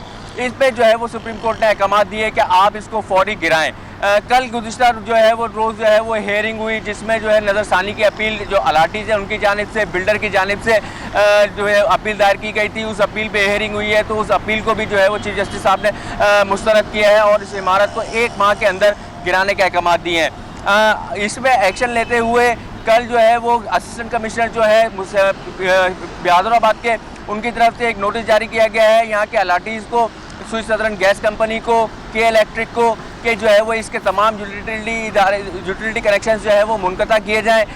उसके बाद 1 माह के अंदर जो है वो इस इमारत को गिराने का काम मुकम्मल किया जाएगा। जी चला, ये बताइए कि इसमें मतलब जो लोग रह रहे हैं उनके बारे में भी कोई अहकामात हुए? वो बेचारे, उनका तो कोई एक लिहाज से देखा जाए कसूर नहीं है, वो कहाँ जाएंगे? क्या उनकी कोई पेमेंट होगी उनको अगर नस्ला टावर गिरा दिया जाता है, और उनको कोई मुतबादिल जगह फ्राहम की जाएगी? जी बिल्कुल, कल चीफ जस्टिस साहब ने बिल्कुल क्लियर रिमार्क्स दिए हैं, जिनमें जो है वो लाटीज़ की तरफ से जो है वो नज़रसानी की अपील दायर की गई थी। उसमें उन्होंने रिमार्क्स दिए हैं कि कोई, आप क्यों परेशान होते हैं, आपको मार्केट वैल्यू के हिसाब से जो है वो बिल्डर से पेमेंट के अहकाम जो है वो दिए गए हैं। बिल्डर पाबंद है कि जो अब करंट वैल्यू है आपके फ्लैट की या आपकी दुकान की, वो आपको जो है वो अदा की जाएगी। इसके लिए जो है वो 1 महीने का टाइम दिया गया है चीफ जस्टिस साहब की जानिब से बिल्डर को कि इस पे आप फौरी जो है वो इनको पेमेंट करें, उसके बाद ये इमारतें फौरी खाली कराई जाएँ। जी अच्छा जी, इसके अलावा भी बहुत सारे प्लॉट्स हैं, जैसे नाले के ऊपर थे, अलादीन पार्क है, उसके ऊपर भी इमारत थी, उनको भी तोड़ दिया गया है। मेरे ख्याल में वो खाली करवा ली गई हैं। उनकी सूरत हाल के बारे में भी अपडेट कीजिएगा ज़रा, और ये भी बताइएगा कि वो जो बाकी इलाके थे, बहुत सारे नाले के ऊपर जो प्लॉट्स थे, उनके जो रहने वाले थे, उनको अभी तक कोई मुतबादिल जगह मिल पाई है या नहीं मिल पाई, या कोई पेमेंट हुई या नहीं हुई अभी तक? जी बिल्कुल, मैं आपको बता चलूँ कि कल सुप्रीम कोर्ट की जब हेयरिंग जारी थी तो गुज्जर नाला और जो औरंगी नाला है, इस पर सबसे बड़ा ऑपरेशन एक देखा गया है, जिसमें तकरीबन जो है वो 60,000 से ज़ायद जो है वो घर मस्मार किए गए हैं। उनको मुतबादिल जो है वो जगह फराहम करने की चीज़ की जानिब से जो है वो अहकाम दिए गए हैं। लेकिन कल की हेयरिंग में सिंध हुकूमत को ये बोला गया है कि 1 साल में उनको मुतबादिल जगह या उनकी जो है वो पैसे रकम अदा की जाए, ताकि वो अपनी जो है वो छत का इंतज़ाम कर सकें। इसी तरीके से मैं आपको बता चलूँ कि अलादीन पार्क था, वो गुज़िश्ता हेयरिंग के बाद वो जो वागुजार कराया गया। पूरी जो है अलादीन का शॉपिंग सेंटर था, पवेलियन एंड क्लब था, एक प्राइवेट क्लब था, उसको जो है वो मस्मार किया गया। उसको जो है वो सरकारी सतह पे एक पार्क के तौर पे बहाल करने के अहकाम जारी किए गए हैं। उस पर काम कब शुरू होता है ये तो अभी देखना है, लेकिन इस पर जो 35,000 से ज़ायद जो रफाई प्लॉट है, उसके जो है वो अब तक जो सिंध हुकूमत है या मुतालिका इदारे हैं, उनकी जानिब से कोई काम शुरू नहीं किया गया है उन रफाई प्लाटों को अपनी जो है वो असल हालत में बहाल करने के लिए। जी हरमीत। अच्छा तला, अगर हम बात करें अप्रैल के महीने भी सुप्रीम कोर्ट की जानिब से एक समाअत हुई थी, और उसमें फैसला था, ये किया गया था कि तारिक रोड पर जो रफाई प्लाट्स थे उसको सोसाइटी में तब्दील कर दिया गया, तो उसको भी वागुजार कराने के लिए हुक्म जारी हुआ था। ऐसे कराची में कई इलाके हैं जहाँ पे कब्जा माफिया जमा हुआ है, और सुप्रीम कोर्ट के अहकामात के बावजूद भी हम देखते हैं कि उसमें ताखीर बरती जा रही है। तो क्या वजूहात है, क्यों सिंध हुकूमत इसमें ताखीर करी है सुप्रीम कोर्ट का हुक्म होने के बावजूद? जी बिल्कुल, सुप्रीम कोर्ट जो है वो कराची में मुख्तलिफ जो है वो अहम फैसले देती है, खुसूसन जो है वो कब्जे की जो है वो शिकायत अरसे दराज है, जिसमें आज से नहीं तकरीबन 2 से 3 सालों से मुख्तलिफ जो है वो हेयरिंग के दौरान बड़े फैसले दिए जाते हैं, लेकिन सिंध हुकूमत जो है वो मुख्तलिफ हरबे इस्तेमाल करती है, उसको डिले टैक्टिक्स इस्तेमाल करती है, उसके बाद जो है वो अफसरान के तबादले कर देती है, लेकिन जो है वो अपने जो कब्जे के मामलात हैं, जो सफाई ज़मीनों पे कब्जे हैं, लोगों के प्राइवेट लैंड्स पे कब्जे हैं, उधर हाउसिंग सोसाइटीज़ बन रही हैं, वो अब तक कंप्लीशन की तरफ जा रही हैं, वहाँ लोग आबाद होने जा रहे हैं, लेकिन जो है वो सिंध हुकूमत कॉस्मेटिक डेमोलेशन या कॉस्मेटिक एक्शन तो ज़रूर करती है, लेकिन कोई बड़ा एक्शन सिंध हुकूमत की जानिब से देखा नहीं जाता। सिर्फ एक बड़ा हुक्म जो है वो देखा गया या एक्शन देखा गया अलादीन पार्क के हवाले से, जो कि तकरीबन 14-15 साल से एक पार्क था, शॉपिंग सेंटर था, उसको तो मसमार कर दिया गया, लेकिन उसके बाद जो है वो गुजर नाला और औरंगी नाले पे जो कब्जे थे, जो उसकी लैंड थी, उसको असल हालत में बहाल करने का फैसला था, उस पर जो है वो बड़ी तेज़ी से ऑपरेशन किया, क्योंकि उसकी निगरानी जो है वो चीफ जस्टिस साहब ने हर हियरिंग में अपनी जो है वो आगे की रिपोर्ट तलब करते थे, तो उस पर जो है वो एक्शन ज़रूर देखे गए, लेकिन ओवरऑल अगर हम शहर के रफाई प्लॉटों की या कब्जे की सूरत हाल पर बात करें तो कोई बड़ा एक्शन नज़र नहीं आया। अच्छा तलहा, जिस तरह से आप गुफ्तगू कर रहे थे और आपने बताया कि नस्ला टावर की अगर हम बात करें तो एनओसी प्रोवाइड किया गया था गालिबन 2015-16 में, जब एनओसी प्रोवाइड कर दिया गया था उसके बाद तामीर हो गई थी। अब सुप्रीम कोर्ट के अहकामात को देखा जाए, क्या मामला है? नस्ला टावर क्या किसी गैर कानूनी ज़मीन पर तामीर किया गया है जिसकी वजह से अहकामात जारी हुए हैं? ज़मीन किसकी है और मामला क्या है? कि सिंधी मुस्लिम कोऑपरेटिव हाउसिंग सोसाइटी है जिसकी लैंड है, जो सुप्रीम कोर्ट में हेयरिंग है उसके मुताबिक 744 गज जो है वो इस बिल्डर जो है वो लैंड को ओन करता है, लेकिन मैं आपको थोड़ा सा बैकग्राउंड इसका बताना चलूँ कि ये 740 गज अगर लैंड होती है तो सिंध बिल्डिंग कंट्रोल अथॉरिटी इसको ग्राउंड +8 की अप्रूवल देता है, ज़्यादा बड़ी इमारत की अप्रूवल नहीं देता। जैसे ही इसको लैंड को आप मज़ीद बढ़ाएंगे, ये 1144 की गई, आगे सर्विस रोड की लैंड जो है वो कब्जा की गई, इस तरह 1140 या 44 तकरीबन इसको मुकम्मल की गई। उसके बाद इसको 14 मंजिल की जो है वो इजाज़त मिली। अगर ये लैंड कम होती तो कम मंजिलों की इमारत की इजाज़त मिलती, तो इस वजह से मुबैना तौर पर बिल्डर की जानिब से जो है वो लैंड पर कब्जा किया गया और बड़ी इमारत बनाई गई। जी मैं ख्याल में ब्रेक पे चले जाएं यहाँ पे। बिल्कुल बिल्कुल, thank you so much Talha, आपने तफसीलन हमें इस तमाम तर सूरत हाल से आगाह किया। देखना कि सुप्रीम कोर्ट के अहकामात तो आ गए हैं, अब इम्प्लीमेंटेशन किस तरह से होती है, और सबसे मेन बात जो लोग यहाँ पर रिहाइश पजीर हैं, जिनके घर हैं, जिनकी दुकानें हैं, उनके लिए क्या ऑल्टरनेटिव सोल्यूशन जो है वो फाइंड आउट किया जाता है। अभी हम शो में एक ब्रेक शामिल करेंगे, एक ब्रेक के बाद दोबारा हाजिर होंगे। Good morning public.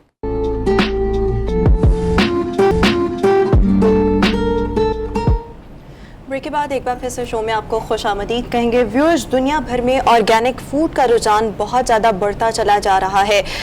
ये जो टर्म है ऑर्गेनिक, इसका मतलब ये है कोई भी ऐसी चीज़ जिसमें किसी भी किस्म के कोई केमिकल, पेस्टिसाइड्स, इस तरह की आर्टिफिशियल चीज़ों का इस्तेमाल ना किया गया हो। अगर हम पिछले 2-3 साल देखें तो इन 2-3 सालों में इसका रुझान बढ़ा है। इससे पहले शायद लोग इस टर्म से भी फेमिलियर नहीं होंगे। अब लोगों की ख्वाहिश होती है और उनकी ऑब्वियसली डिमांड भी होती है कि वो ऑर्गेनिक फूड को इस्तेमाल करें, और इस पर्पस को अचीव करने के लिए अक्सर लोग अपने लॉन्स में, अपने घरों की जो ग्रीन बेल्ट्स होती है वहाँ पर ऑर्गेनिक सब्जियां, ऑर्गेनिक जो फल हैं वो ग्रो करते हैं। इस बढ़ते हुए रुझान की वजह क्या है? और ऑब्वियसली एक तो इसका इम्पैक्ट ये है कि आलूदगी ख़त्म होगी, प्लस हमारी बॉडी पर इसके बहुत से पॉजिटिव असरात जो हैं वो असरअंदाज हो सकते हैं।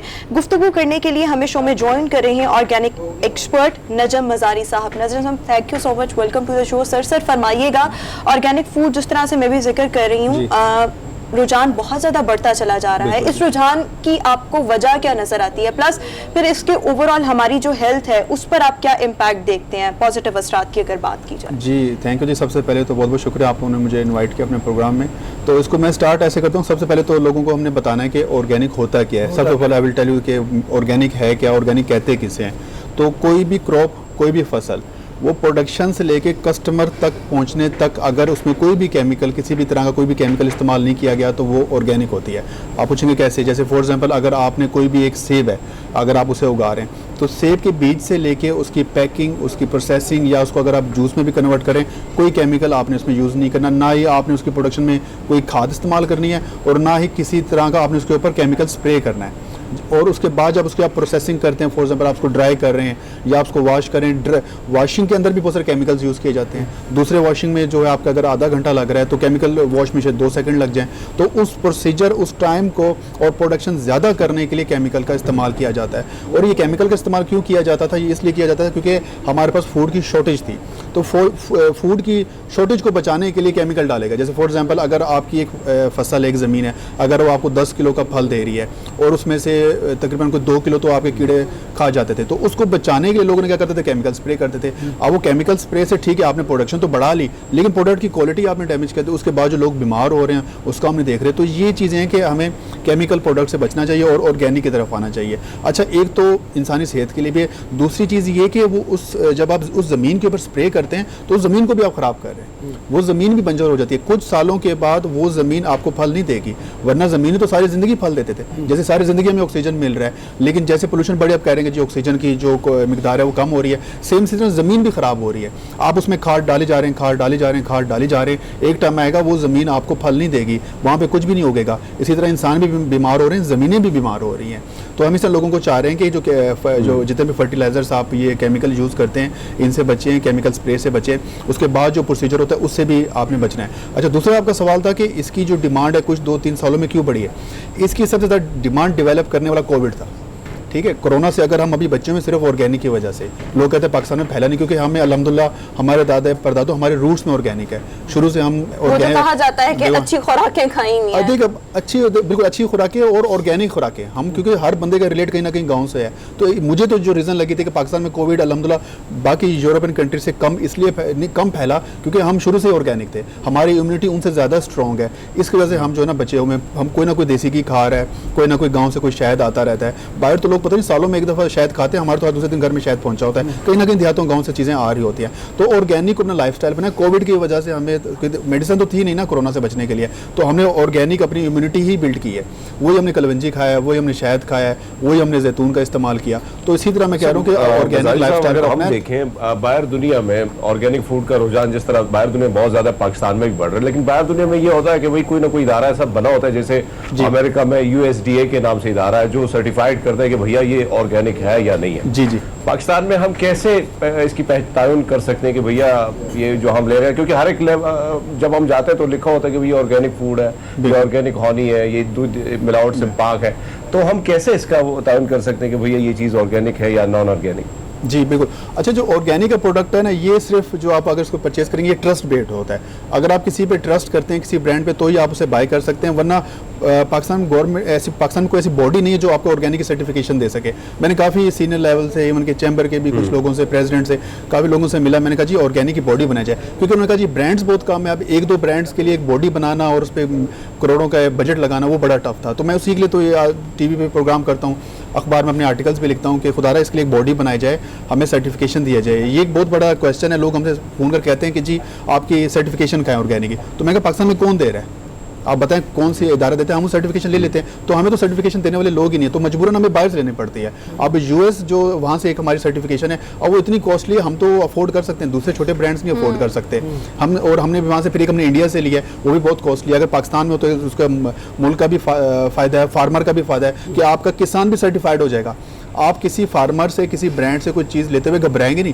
जैसे आप डॉक्टर को आजकल चेक कर लेते हैं, आप कहीं जाते हैं तो डॉक्टर से आप तसल्ली से इलाज कराएं, क्योंकि आपको पता है यार ये MBBS डॉक्टर है, इसके पास डिग्री होगी। अच्छा, जिस तरह से आप बात कर रहे हैं कि ऑर्गेनिक यहाँ पर सर्टिफिकेशन नहीं दी जाती, तो हमारे लोग जब इतने कीन है ऑर्गेनिक फूड का इस्तेमाल करने में, तो हुकूमत क्यों नहीं कोई ऐसी जगह बना रही है, ऐसा कोई इंस्टीट्यूट बना रही है जो सर्टिफाइड लोग जो है वो प्रोड्यूस करें, उनको सर्टिफिकेशन प्रोवाइड की जाए? मैंने कहा ना ऑर्गेनिक का ट्रेंड तो आया ही अभी 2-3 साल पहले ही, इसका कोविड में ज़्यादा हुआ है, उससे पहले थोड़ा ट्रेंड था। तो अब नई नई चीज़ें आ रही है मार्केट में, होपफुली मुझे उम्मीद है कि गवर्नमेंट इस पे काम करेगी। अभी तो वो हर्बल की उन्होंने नहीं बनाई, हर्बल इतने पहले से कुछ ब्रांड्स हैं, उनका नाम नहीं लूँगा, कितने 100 साल हो गए हैं उन ब्रांड्स को पाकिस्तान में, ठीक है। वो हर्बल की उन्होंने नहीं फाउंड, वो जो डिपार्टमेंट्स है, बॉडीज़ बनाई। ऑर्गेनिक तो उसके बाद आता है ना, हर्बल तो थोड़ा जो होता है वो मेडिसिन मेडिकेटेड से रिलेटेड होता है, ऑर्गेनिक तो हमारा आज फूड है। तो वो तो पहले हर्बल की बनाएंगे, फिर नेचुरल की बनेगी, फिर उसके बाद वो ऑर्गेनिक की तरफ जाएंगे। तो मेरे ख्याल में इसमें अब काफ़ी टाइम है, अगर हुकूमत इसमें काम करे, इसमें फार्मर का भी फायदा है, इसमें मुल्क का भी बहुत बड़ा फायदा है। $60 बिलियन की इंडस्ट्री है ये, $60 बिलियन की। तो ये इतनी बड़ी इंडस्ट्री, अगर इस पर काम किया जाए, सबसे जो बड़ा फायदा जिस पे आप देखें हमारे प्राइम मिनिस्टर साहब भी काम कर रहे हैं, वो फार्मर को एजुकेट कर रहे हैं, फार्मर्स के ऊपर काम कर रहे हैं, दरख्त लगा रहे हैं, नई नई फसलों पे काम कर रहे हैं। अब वो कह रहे थे एवोकाडो पे भी काम कर रहे हैं, तो यानी फार्मर को प्रमोट किया जा रहा है। तो ऑर्गेनिक भी उसी का एक हिस्सा है, अरोमाथेरेपी भी उसी का एक हिस्सा है। तो अगर इस पे काम किया जाए, इसकी बॉडी बना दी जाए, जैसे डॉक्टर सर्टिफाइड होता है, हमारा फार्मर भी सर्टिफाइड होना चाहिए, फार्मर के पास भी एक डिग्री सर्टिफिकेशन होनी चाहिए। ये बताओ आपके मतलब चूंकि जाहिर है ऑर्गेनिक जो होती है उसकी प्रोडक्शन कम होती है, बिल्कुल, आबादी हमारी बहुत ज्यादा है, इस बैलेंस को कायम करना बड़ा मुश्किल काम है, बिल्कुल। और ऑर्गेनिक कम पैदा होने की वजह से महंगी भी है, बिल्कुल, आम प्रोडक्ट की निस्बत दुगनी तिगनी प्राइस उसकी होती है।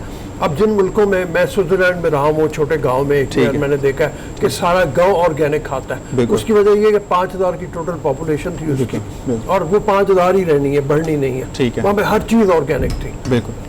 मछली ले लो, आप मुर्गी ले लो, आप अंडा ले लो, आप कोई भी चीज ले लो, घी ले लो, शहद ले लो, दूध ले लो, यहाँ पे कोई भी चीज नहीं है जी। तो ये इस तीनों चीजों का बैलेंस किस तरह से? ये बड़ा आपने बेहतरीन सवाल किया। उसमें ये भी है ना कि हमारे यहाँ फार्मिंग का कल्चर भी तो नहीं है ना। यूरोप में तो हर दूसरा बंदा फार्मर है, हमारे यहाँ तो पूरे खानदान में शायद कोई एक फार्मर होगा। तो हमारे यहाँ तो कभी यंगस्टर्स, मैंने तो फार्मर्स देखे नहीं है। वहाँ पे तो यंगस्टर, यंग लड़के होते ग्रेजुएशन के, उनसे पूछते हैं जी आपने ग्रेजुएशन के बाद क्या करनी है, वो कहते हैं जी हमने फार्मिंग करनी है। आपने कोई ग्रेजुएट देखा हमारी यूनिवर्सिटीज़ के अंदर जो कहेगा जी मैंने बस ग्रेजुएट होकर जाके फार्मिंग करनी और मैंने ये उगाना है? हर किसी, कोई कॉर्पोरेट जा रहा है, किसी ऑर्गेनाइजेशन में जा रहा है, ठीक है, वो भी अच्छी बात है। तो ये कि हमारे फार्मर्स जो फार्मिंग का कल्चर लेके आएंगे, जब फार्मिंग हम कल्चर लेके आएंगे, जब हर दूसरा बंदा उगा रहा होगा तो फिर उसकी कंजम्पशन पूरी हो जाएगी। हमारा एक ही किसान उगाता है और फिर पूरा उसको मुल्क खाता है, तो उस वजह से डिमांड भी कम रहती है। ज़ाहिर मजबूरन फिर उसको स्प्रे करना पड़ता है, मजबूरन उसको खाद लगानी पड़ती है। जहाँ उसके 1 एकड़ में अगर 1 मन हो रही है, खाद लगा के वो 1.5 मन बना लेता है, उसे स्प्रे करके थोड़ा सा और बचा लेता है। लेकिन वो उसकी मजबूरी, उसको पता है मार्केट में और कोई फार्मर्स है नहीं। तो ये तो मैं कह रहा हूँ कि फार्मर्स को एजुकेट करें। फार्मर्स मतलब ये नहीं कि जो करंट फार्मर्स हैं, नए फार्मर्स भी बनाएं, बाकायदा यूनिवर्सिटीज इसमें भी ग्रेजुएशन करें, फार्मिंग में भी ग्रेजुएशन करें। हर तरह का आप देखना, मीडिया है, दूसरे हैं, सेल्स में होती है, चार में होती है, फार्मिंग में कोई अच्छा, हमारे यहाँ पर एग्रीकल्चरल यूनिवर्सिटीज तो है, वहाँ पर ये सब्जेक्ट नहीं पढ़ाया जा रहा है। लेकिन एक यूनिवर्सिटी कैसे पूरे पाकिस्तान कवर करेगी? हर यूनिवर्सिटी एक कोर्स करे।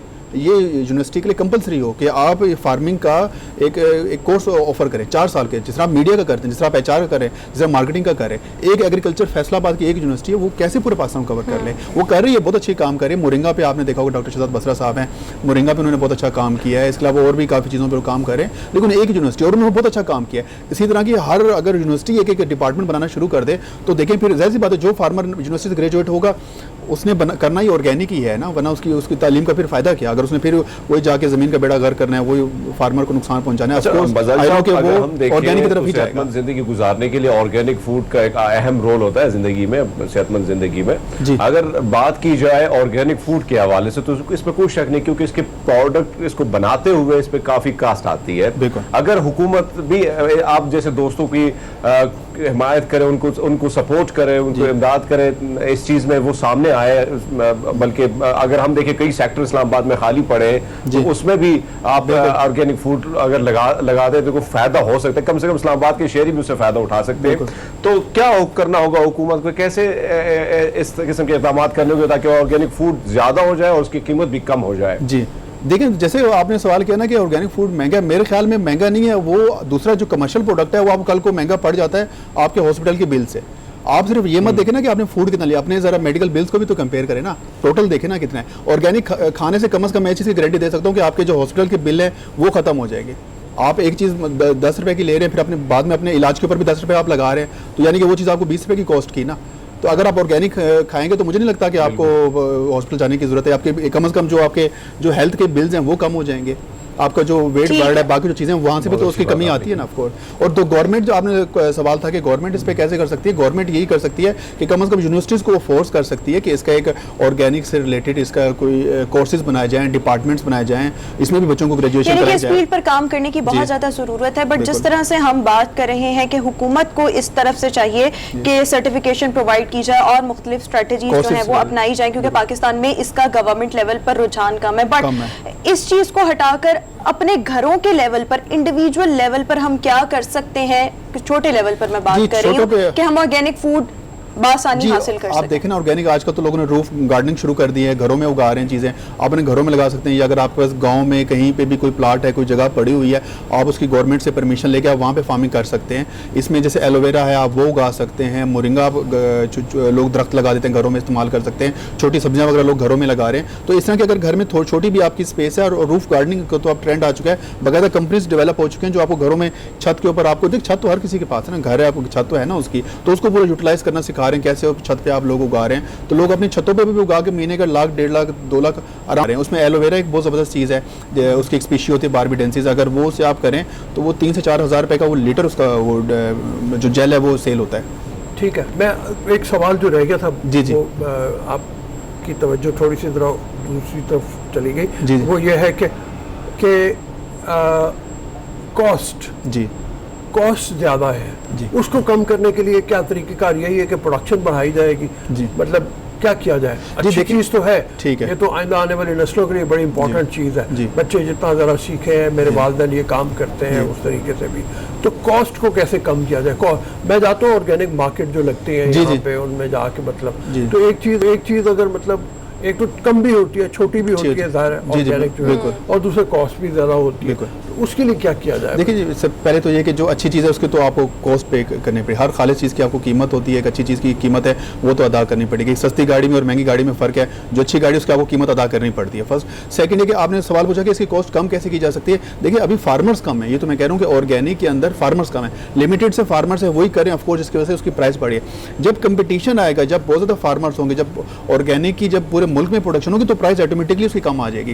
तो देखिए उसमें देखा जाए ऑर्गेनिक में तो उसमें चीज़ें कम है, उसमें खाद तो आपने डालनी नहीं है, खाद के तो आपके पैसे बच गए, स्प्रे तो आपने करनी नहीं है, स्प्रे के तो आपके पैसे बच गए। हाँ, उसमें फॉर एग्जांपल उसके अगर वो है कि वो 1 मन हो रहा है, आपका वो आधे मन से कुछ होगा, तो अपने लिए खुद प्रोडक्शन शुरू आप कर दें। जब पूरा मुल्क इसमें करना शुरू हो जाएगा, जब प्रोडक्शन पूरी ज़्यादा हो जाएगी, तो प्राइसेस डेफिनेटली प्राइसेस कम होंगे। अभी ज़्यादा इसलिए क्योंकि उसकी डिमांड ज़्यादा है और फार्मर्स कम है, जो ग्रो कर रहा है ग्रोवर्स वो कम है उसमें।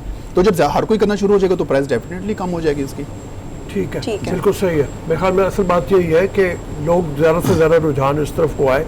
जब रुझान ज़्यादा होगा तो कॉस्ट ऑफ प्रोडक्शन भी आएगी, कम होगी। इसमें एक चीज़ और भी है, मतलब मैं ये जानता हूँ कि ये जो केमिकल खादें डलते हैं, ये जो पेस्टिसाइड आता है, ये 5 डिफरेंट टाइप्स के कैंसर पैदा करते हैं, ये लोगों को ये नहीं मालूम। तो कैंसर जो है उससे बचने के लिए ज़रूरी है कि आप ऑर्गेनिक की तरफ जाएं। और कैंसर क्या, मेरे ख्याल में रऊफ साहब, और भी बहुत सी बीमारी हैं जिनसे बचा जा सकता है अगर हम आहिस्ता आहिस्ता एक नेचुरल चीज़ों की तरफ आएँ और ऑर्गेनिक फूड का इस्तेमाल घरों करें। में जगह है, गमलों में लोग कर सकते हैं। जापानी लोगों को देखें वो किस तरीके से अपने मतलब वो करते हैं, इतने से पॉट्स के अंदर उन्होंने थोड़े से लंबे पॉट्स करके, यानी ये जो है टमाटर हो गए, ये कुछ तो उगाए, धनिया पुदीना है, छोटी मोटी चीज़ें घरों में लोग बना रहे हैं। जिस तरह आप सिरका लोग घरों में बना सकते हैं, इसके अलावा फूड आइटम में काफ़ी चीज़ें होती हैं जो घरों में आप करके बना सकते हैं। अभी क्योंकि शहर में तो ज़रा मुश्किल होता है, देहातों में आप जाएँ तो लोगों ने अपने शहद की मक्खियाँ, शहद भी अपना खुद बना रहे होते हैं, सब कुछ खुद कर रहे होते हैं। इस टाइप की चीज़ों पर भी आप वर्किंग शुरू कर सकते हैं। लाजमी नहीं कि अगर आपको ज़मीन है, ऑर्गेनिक इसके अलावा और भी होते हैं, या और भी अगर फॉर एग्जाम्पल कोई बिजनेस में आना चाह रहा है तो ऑर्गेनिक कॉस्मेटिक्स का,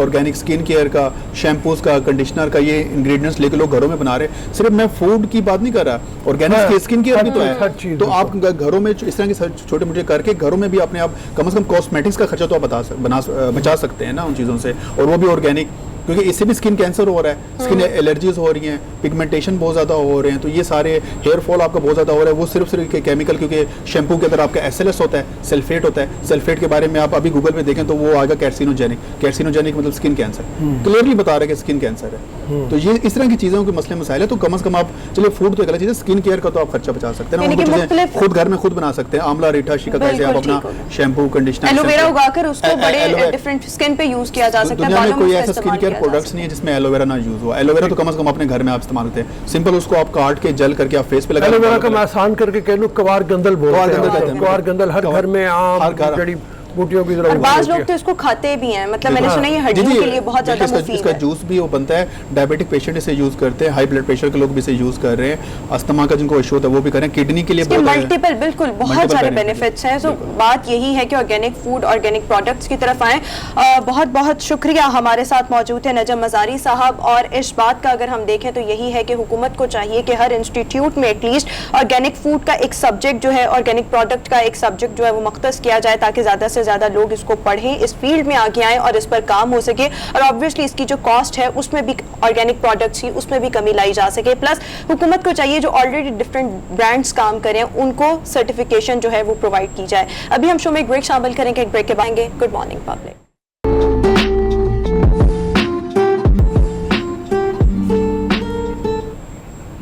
ब्रेक के बाद एक बार फिर से शो में आपको खुश आमदीद कहेंगे। व्यूअर्स, T20 वर्ल्ड कप के लिए कौमी स्क्वाड ने वज़ीर आज़म इमरान खान साहब से वज़ीर आज़म हाउस में अहम मुलाकात की, और इस मौके पर वज़ीर आज़म इमरान खान साहब ने जो उनके क्रिकेट करियर में उनके तजर्बात थे, एक्सपीरियंसेस थे, वो खिलाड़ियों के साथ शेयर किए, और साथ ही साथ खिलाड़ियों को उनके हौसले बुलंद रखने के लिए, इनकरेज करने के लिए मुख्तलिफ टिप्स भी शेयर की। बेसिकली ये मुलाकात इस तनाजुर में अरेंज की गई कि हालिया अगर हम देखें तो पीसीबी को और हमारे प्लेयर्स को, कौमी क्रिकेट टीम को बहुत बड़ा धचका लगा है जब न्यूजीलैंड ने दौरा मनसूख किया, यहाँ से आकर वापस गए, मैच नहीं खेला, इसके बाद इंग्लैंड ने दौरा मनसूख किया।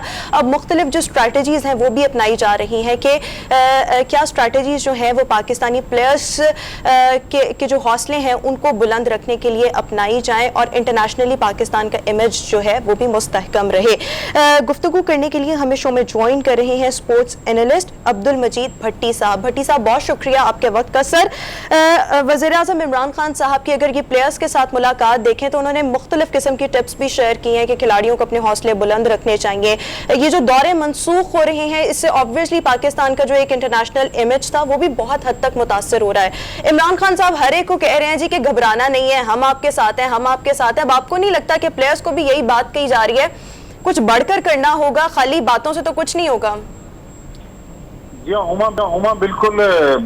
प्लेयर्स को भी कल प्राइम मिनिस्टर साहब ने कहा है कि आपको भी घबराना नहीं है। जाहिर है प्लेयर घबरा नहीं रहे, लेकिन क्रिकेटिंग फ्रंट पर प्राइम मिनिस्टर जितनी एफर्ट्स कर रहे हैं, प्लेयरों से मिल रहे हैं, ये बहुत अच्छी चीज है। जाहिर इमरान खान वजीर आजम तो हैं, लेकिन बहुत बड़े क्रिकेटर रहे हैं, माजी में एक कामयाब तरीन कप्तान रहे हैं, लेकिन इंटरनेशनली भी पाकिस्तान को एफर्ट्स करने की जरूरत है, हमारे फॉरेन ऑफिस को मोबिलाइज करने की जरूरत है, और पीसीबी को भी रहनुमाई फरमाएं कि वो किस तरह आगे बढ़े। लेकिन मेरा ख्याल में अभी तक रमीज राजा जब से पीसीबी के चेयरमैन बने हैं और न्यूजीलैंड और इंग्लैंड की सीरीज मनसूख हुई है, काफी उन्होंने जाराना स्टांस लिया है, और पहली बार हुआ है पाकिस्तान की क्रिकेट हिस्ट्री में कि अब हमारी बात भी मगरिब में सुनी जा रही है, बल्कि वहां के जो बहुत बड़े बड़े क्रिकेटर्स हैं like David Dawar, Michael Atherton, और जो बड़े बड़े राइटर्स हैं इंग्लैंड के, जॉर्ज डुबेल ने पाकिस्तान के बारे में बहुत जबरदस्त लिखा, और जो न्यूजीलैंड, ऑस्ट्रेलिया, इंग्लैंड के बहुत बड़े बड़े लिखारी हैं वो पाकिस्तान का केस लड़ रहे हैं। तो यहाँ तक तो पाकिस्तान बहुत अच्छा जा रहा है, लेकिन मेरे ख्याल प्राइम मिनिस्टर साहब का अपना जितना वर्ल्ड में नाम है as a cricketer, as a politician, तो अगर वो खुद भी थोड़ा आगे आए और क्रिकेट के लिए दुनिया में बात करें, अक़वाम मुत्तहिदा में अगले चंद दिनों में उनका खिताब ड्यू है, वहां भी अगर थोड़ी क्रिकेट की बात कर दें, जो कल फवाद चौधरी और शेख रशीद साहब एक कॉन्स्पिरेसी थ्योरी बता रहे थे, अगर उस थ्योरी को यकीनी तौर पर वो बयान करेंगे अक़वाम मुत्तहिदा में, लेकिन क्रिकेट देखें 22 करोड़ अवाम की दिलों की धड़कन है, हमारे पास एक ही एंटरटेनमेंट है, वो क्रिकेट है। तो क्रिकेट के साथ जिस तरह का अनफॉर्चुनेटली न्यूजीलैंड ने सलूक किया, फिर इंग्लैंड भी उसके पीछे भागा और 4 दिन के लिए पाकिस्तान आना था, उसने मना कर दिया। हर किस्म की हमने उनको यकीनदारी करवाई, वो नहीं माने। तो मेरा ख्याल गवर्नमेंट ऑफ पाकिस्तान को भी क्रिकेट बोर्ड को रहनुमाई देनी होगी और एक नई प्लानिंग बनानी होगी कि अब हमें वर्ल्ड क्रिकेट को हर एक को अपना कंधा देने की जरूरत नहीं है। जब हम पर मुश्किल वक्त आता है, हमारे लिए तो कोई खड़ा नहीं हो रहा। अच्छा भट्टी साहब, ये फरमाइए, कल वो जो थ्योरी जिसकी बात आप कर रहे हैं, फवाद चौधरी साहब ने, शेख रशीद साहब ने जो प्रेस कॉन्फ्रेंस की, वहाँ से उन ट्वीट्स का जिक्र आया या उस रिपोर्ट का जिक्र आया कि जो न्यूजीलैंड के प्लेयर्स तक पहुँची। अब ये भी आ गई है कि शायद मार्टिन गप्टिल की बीवी को वो एक खबर पहुँचाई गई, ट्वीट पहुँचाई गई, जिसके ज़रिए कहा गया कि टीम के ऊपर हमला हो सकता है जो आगे फैली। तो ये जनरेट इंडिया से हुई थी और 2-3 मुख्तलिफ नामों से वहाँ पे बताया जा रहा है कि वो इंडिया से हुई हैं। तो ये हो भी सकता है, चूँकि काफ़ी सॉफ्टवेयर पिछले दिनों हमारे आए कि अमेरिका के सॉफ्टवेयर पाकिस्तान के खिलाफ जासूसी के लिए इस्तेमाल किए गए हैं, इस तरह की चीज़ें भी हैं। गुमनाम नामों से ट्वीट्स आती हैं, वो खिलाड़ियों को वार्न करती हैं, उनके बारे में बात करती हैं, धमकियां देती हैं। तो ये तो है, मतलब ये तो मौजूद है अपनी जगह। ऐसे में ज़ाहिर है अगर प्लेयर थोड़े से धमकी समझते हैं और वो थोड़े से मतलब वो डर जाते हैं, तो मेरे ख्याल में उनके बारे में भी क्या किया जाए, फिर वो और क्या करें। बिल्कुल रऊफ साहब, ये बातें तो ठीक है कि इंडिया हमारा दुश्मन तो है, लेकिन अब वो हमारी क्रिकेट को भी नुकसान पहुंचा रहा है। हम 2007 के बाद से पाकिस्तान इंडिया की बायलैटरल सीरीज नहीं हुई। हमने न्यूट्रल वेन्यू पर आईसीसी के इवेंट्स उनके साथ खेले, लेकिन ना वो पाकिस्तान आ रहे हैं ना हम इंडिया जा रहे हैं। लेकिन अब आप देखें कि वर्ल्ड क्रिकेट जो है वो 12 से 14 मुल्कों तक महदूद है। इंडिया से ठीक है, हमने प्लान कर लिया कि इंडिया से हमने नहीं खेलना, इंडिया हमसे नहीं खेलना चाहता, लेकिन अगर ऑस्ट्रेलिया भी हमारे साथ नहीं खेलेगा, न्यूजीलैंड भी नहीं खेलेगा, इंग्लैंड भी नहीं खेलेगा, तो फिर फाइनेंशियली तो पाकिस्तान क्रिकेट को बहुत बड़ा नुकसान है, क्योंकि यही 4 दुनिया की टीमें हैं। बाकी साउथ अफ्रीका, बांग्लादेश, अफगानिस्तान, श्रीलंका, ये टीमें भी हैं, लेकिन मार्केट जो वो बिग 3 के जो 3 बड़े मुल्क हैं, इंडिया, ऑस्ट्रेलिया, इंग्लैंड, इनकी मार्केट है अगर टेलीविजन राइट्स का जब मामला आता है। तो मेरे ख्याल में इसमें लीगल ऑप्शन भी देखने चाहिए। जिस तरह अगर जी हरमीत, भट्टी साहब, अगर हम देखें जिस तरह एक्सपोर्ट्समैन आपकी गहरी नज़र होती है, आप काफ़ी अरसे से ये चीज़ को कवर कर रहे हैं स्पोर्ट्स को, जिस तरह एक बहाना बना दिया गया इंग्लैंड की जानिब से कि भाई हमारे इनकी जिस्मानी और उनको बड़ा प्रॉब्लम है, तो एक्सपोर्ट्स मेरे ख्याल में अगर फुटबॉलर की अगर हम बात करें तो वो मुसलसल 1 साल तक ही खेलते हैं, रेगुलर खेलते हैं। यहाँ पे ये बहाना बनाना, आपको लगता है क्या इंडिया ने इतना दबाव डाला हुआ है बरतानिया क्रिकेट बोर्ड पे कि वो आज इस बहाने तक आ गए? और साथ साथ एक और चीज पूछना चाहूंगा सर, जो कल सबूतों के साथ चीजें आई हैं कि ओम मिश्रा, एहसानुल्लाह ऐसा बनकर ईमेल थ्रेड्स और सारी चीजें उनकी तरफ से, इंडिया की तरफ से हुई है, तो अब ये जो सबूत है अगर हम बरतानिया के सामने रखते हैं ऑस्ट्रेलिया। जी भट्टी साहब। जी देखिए, बिल्कुल इंडिया तो अब खुल के सामने आ गया है, वो हमारी क्रिकेट को नुकसान पहुंचा रहा है, लेकिन अब हमने इस पूरी क्राइसिस से किस तरह आगे बढ़ना है, मेरे ख्याल में यहीं पर अब इम्तिहान शुरू हो रहा है, हमारी हुकूमत का भी, फॉरेन ऑफिस का भी और पाकिस्तान क्रिकेट बोर्ड का भी। लेकिन इंशाल्लाह हमने 2009 में जब श्रीलंकन टीम पर अटैक हुआ, उस क्राइसिस से भी निकले, इंशाल्लाह इस क्राइसिस से भी निकलेंगे। लेकिन अब हमें जोश के बजाय थोड़ा होश से भी काम लेना है, बड़ी मोहतात। बिल्कुल इस क्राइसिस में निकल आएंगे और जोश की बजाय अब होश के नाखून लेने की ज़रूरत है। बहुत शुक्रिया, हमारे साथ मौजूद थे अब्दुल मजीद भट्टी साहब, और हमें यही करना है कि अब अपनी कारकर्दगी से दुनिया को जवाब देना है, और पीसीबी को चाहिए कि मुकम्मल तौर पर एक हिकमत अमली मुरतब की जाए ताकि दुनिया को जवाब दिया जाए अपनी परफॉर्मेंस के जरिए। इसी के साथ ही नाज़रीन, आज का शो अपने इख्तिताम को पहुंचा। इंशाल्लाह आपसे मुलाकात होगी कल। हमें दीजिए इजाज़त। अल्लाह हाफ़िज़।